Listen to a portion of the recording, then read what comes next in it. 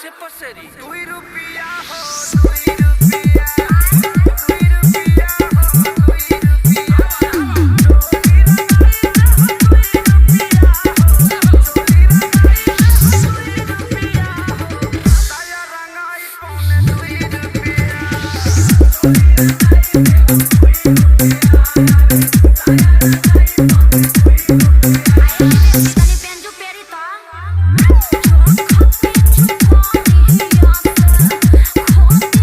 DJ Rakesh Ghazipur, DJ Rakesh Ghazipur, DJ Rakesh Ghazipur, Rakesh Ghazipur.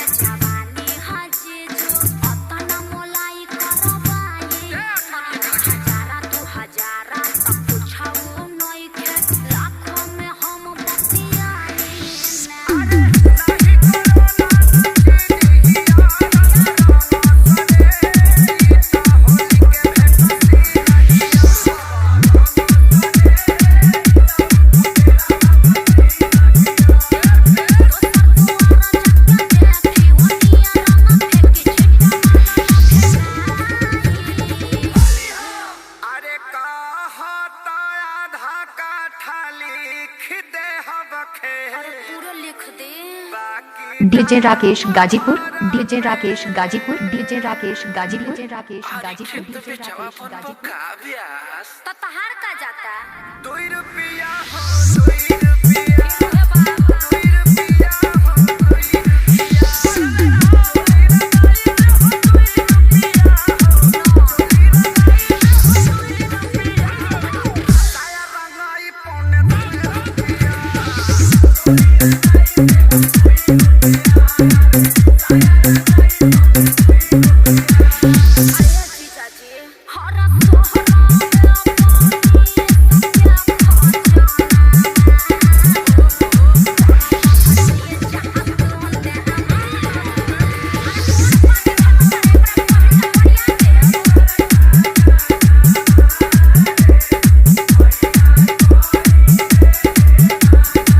DJ Rakesh Ghazipur, DJ Rakesh Ghazipur, DJ Rakesh Ghazipur, DJ Rakesh Ghazipur.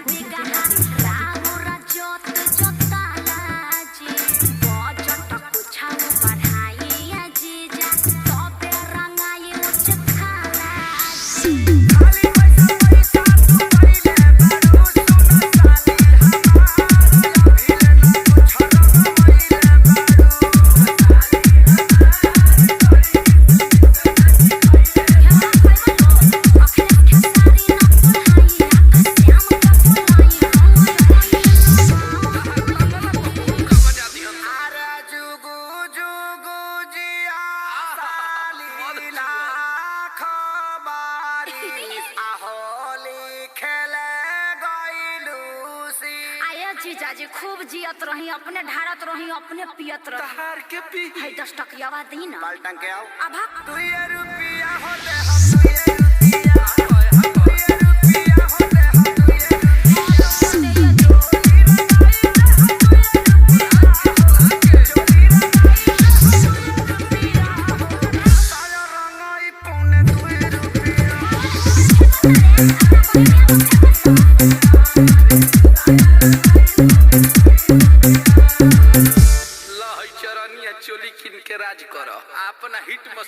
DJ Rakesh Ghazipur, DJ Rakesh Ghazipur, DJ Rakesh Ghazipur, DJ Rakesh Ghazipur, DJ Rakesh Ghazipur.